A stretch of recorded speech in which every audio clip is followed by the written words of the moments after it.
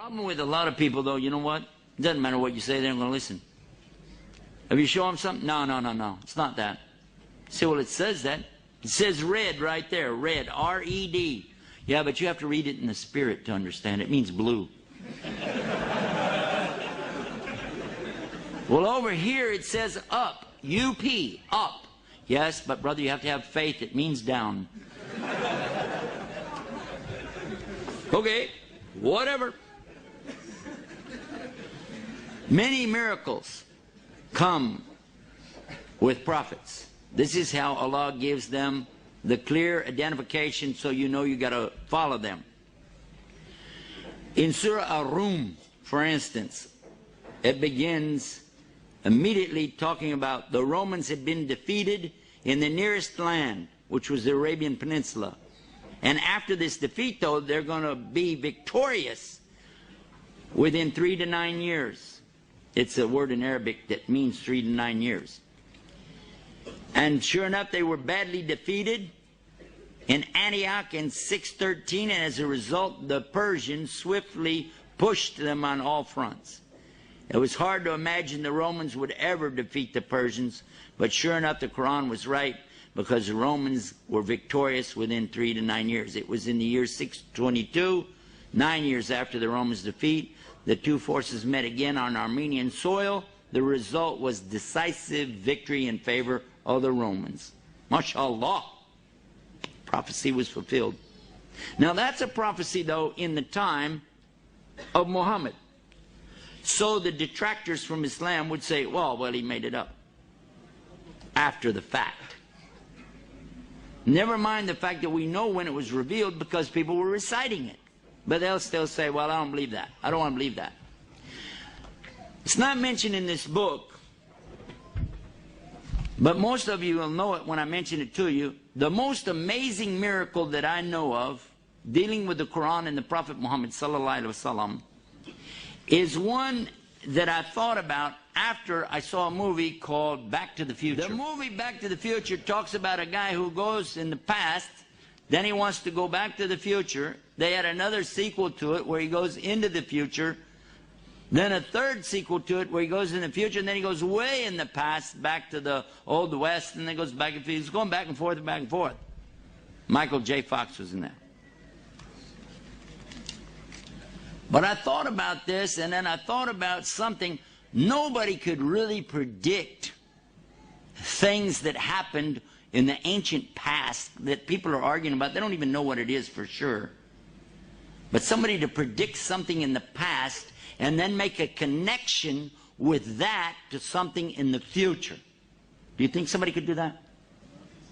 That would be really tough. I want you to take a subject that happened, let's say, 3,000 years ago, okay? And I want you to take that subject and then predict something about it 1,500 years from now, and let's see how well you can do. Well, the good news is you won't be here, so nobody could blame you. But the Quran is still here, and we just found out something in the 1970s. An amazing thing. For a long time, centuries, not just the Christians, but even some of the Jews, people have been arguing about Moses, alayhi salam. Did he really even exist, or was he just somebody that they made the story up about? Big-time scholars of the Bible have actually said that this is just a nice story. There really wasn't anybody named Moses. There wasn't anybody named Pharaoh. There really was no incident of the Jews being taken into captivity or the punishment that they went through and then being saved and taken away from that. It's just something that somebody made up. And they even say it was made up probably during the Babylonian exile, which did happen. This is on record. And when they came back from it, they just put all that together to kind of, encourage the troops and stuff like that. This is actually in books that I've read about the scholars of the Old Testament. So the Prophet ﷺ only repeats what he hears. The angel Jibril is a representative of Allah and tells him to recite. He recites, And what he hears, he recites, and the people recite the same thing. And we've been doing that mouth to ear and ear to mouth ever since. In the Quran, there's a statement, a strange statement, that was actually discovered by a non-Muslim in the early 70s. He was one of the world's top surgeons and lecturers, scientists from France, Dr. Maurice Bucaille.